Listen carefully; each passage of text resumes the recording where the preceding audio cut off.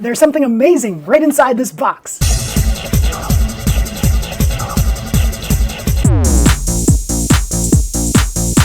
So yes, let's get it open and let's see what's inside this box. I had sent away for this a while ago. This is the first time I'm opening it. And yeah, very, very cool. So what may be inside, you may ask? It's a very special thing. I think you'll enjoy this. So here my doggy is very excited. Inside this bubble wrap here. Yes, here it is. Here it is. Da da da da. Purple Rev-Tuned motor. Yes, very, very cool. This is a part from yesteryear. They no longer make Rev-Tuned motors like this. This is the purple end bell Rev-Tuned motor. Yes, they also had other purple end bell motors as well. But this is like one of the original ones. As you see the older style packaging here. Very, very cool. They do not make Rev-Tuned motors like this anymore. This supposedly has more power, more juice than the newer modern Rev-Tuned motors. Now a lot of you know of the Rev-Tuned motors as something that you might just want to avoid because a lot of the tracks that are designed don't really accommodate a Rev-Tuned motor very well. They're mostly for torque-tuned or atomic-tuned motors in tune class. And yeah, so Rev-Tuned motors have been kind of like pushed by the wayside, unfortunately. Rev-Tuned motors are great for speed tracks, for tracks that have lots of straights, very little curves. But if you're riding on a track that has a lot of curves, a technical track, then torque-tuned or atomic-tuned might be your best bet. So here, speed, if that is what you're into, then Rev-Tuned motors will give you that speed. So according to the package, the RPM under optimal voltage claims to be 17,600 RPM. So that is much higher than the stated specs for the blue end bell Rev-Tuned motors, which are somewhere between 13,400 to 15,200 RPM. Now, I don't know about you, but I have never gotten only the proposed stated range on the motors. So I would always be able to get much higher than the stated RPM. So really, the blue end bell motors, you could potentially get them up to the same thing, 17,600 RPM, maybe even more. So it all depends on your braking method, how patient you are with the motor, whether your motor is the golden motor. So by golden motor, I mean you get that once-in-a-lifetime motor that's like so much faster than other motors in its class. And yeah, that just happens every now and again. Because of small variances in the manufacturing process, some motors are just faster than others. Some motors are duds, others are super fast. You can't tell by just looking at the outside package. You just have to buy a bunch of motors and just break them in the same way. And yeah, you can just sort them from like fastest to slowest. And yeah, that's what you have to do sometimes.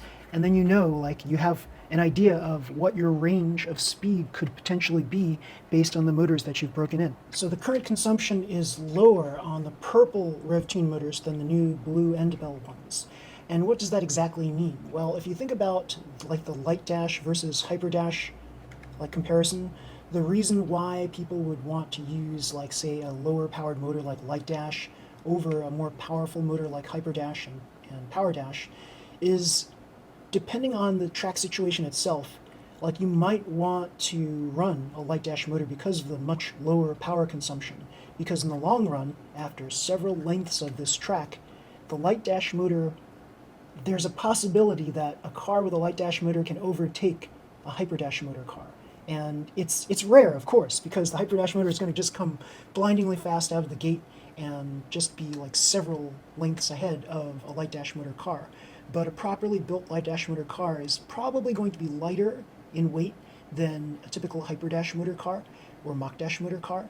And so because of the lighter weight, it's using less power consumption. Potentially you can go pretty fast in a light dash motor car. Same kind of thing with this. So if this is like not requiring as much voltage as say torque-tuned or atomic-tuned or a modern day blue end bell Rev-Tuned motor, this is going to potentially win you those tune class motor races that allow the purple end bell Rev-Tuned motor in it. So yeah, for long distances, this is probably a better bet than the blue end bell or any of the other torque-tuned motors. So yeah, consider that in your racing philosophy as well. if purple end bell motors are allowed in your races. Item number 15133, that's this. Purple Rev-Tuned motor. The voltage is 2.4 to 3.0 volts. No load RPM is 17,600 RPM. Loaded RPM is 14,300 RPM. Torque is 10 G per centimeter, or 0.98 Newton meters. Current draw is 1.5 amps. Weight is 17 grams. Copper brush type motor made by Mabuchi Motors. The original purple Mabuchi Rev-Tuned motor has a reputation for being very smooth and easy to break in. It's still competitive against newer Rev-Tuned motors, although individual motor variation often matters more than the published specifications, it says. So these classic purple motors have a little something extra about them. That's what everybody keeps talking about. They have a little je ne sais quoi, like something that you can't quite put in words, right? So if you break these in properly, these can be faster than the current Bluebell Rev-Tuned motors. But you have to know how to break them in, I think. And yeah, that's why we're not going to just like haphazardly open this and just break it in using normal methods. Do your research first before you attempt to do anything to a classic part. So yeah, as you can see here, my black version of my Hyperdash motor here. This is the old classic Hyperdash motor. Some like this motor more so than the current crop of Hyperdash motors. Others think it's not as powerful. So it really depends on what you're going for, right? So because this is from what I see here with the two holes on the ends here, this may be an SMC motor instead of a Mabuchi motor. So yeah, I don't know. Maybe somebody can comment about who made these original Black Bell motors that are Hyperdash. So very, very cool. So yeah, I'm going to take my time to do more research on this and see if I could break this in properly. A good purple Rev-Tuned can still outperform an average modern Rev-Tuned 2 after a proper break-in, but first, many don't. And second, a carefully selected modern Rev-Tuned 2 can be every bit as fast. So yeah, you're paying for like the je ne sais quoi quality about it. You're paying for the boast factor, I think. So if you show somebody a purple end bell motor, they might think that it's like a fraud, a fake. But this is a genuine product. And the fact that you have this, people in the know will kind of like respect this and say, hey, this was like something that was used in the yesteryear. And so, yeah, having something like this, it's good for nostalgia purposes. You can't race it in current Mini 4-wheel drive events unless they allow for it. So usually in the tune class, they want you to just race the Black Bell Atomic Tuned, Blue Bell Rev Tuned, or Orange Torque Tuned motors. But they will rarely ever allow you to race with a purple end bell motor.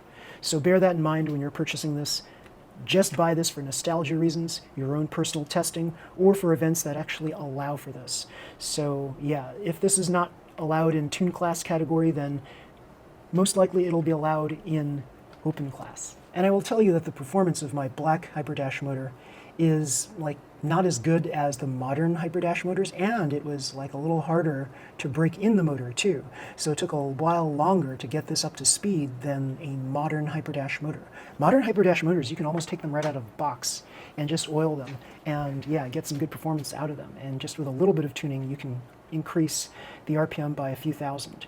And yeah, pretty cool. But older motors, it seems like you have to go through a cleaning process first, and then you oil them, and then you'll go from like the crappy low end of the RPM that's stated in the package to something that's above it. So it might be the higher end, it might be 25% beyond the higher end, and if you're lucky, higher than that. You have to be very patient breaking in motors. You can't just kind of like rush through the process.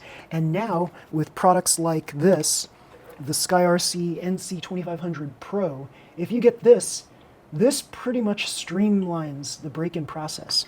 And it makes it a lot easier so that you don't have to like manually do all of these things like I did with my G-Force. But if you are a purist, a loyalist to the old ways, then you'll want to get a G-Force and do that method that I've done in my videos. But yeah, SkyRC gives you about 90% of what I did in the G-Force videos. There's still some things that you can do to increase the speed a little bit more. And the reason why I'm not revealing all of the secrets is just because I promised my motor sensei, if you can call him motor sensei, that I would not reveal these tricks that he told me about. So yeah, you can get 90% of all of my motor knowledge is kind of like shown in the videos, and you can use your own cleaning methods, and that will fill in the gaps, and you'll probably achieve close to, or maybe even exceed, what I've been doing just through your own experimentation. So if you have experience with model hobbies on a small scale, you'll be able to learn various methods to increase like motor speed and things like that, performance of motors. So yeah, do try to use what knowledge you bring to the hobby to Mini 4-wheel drive.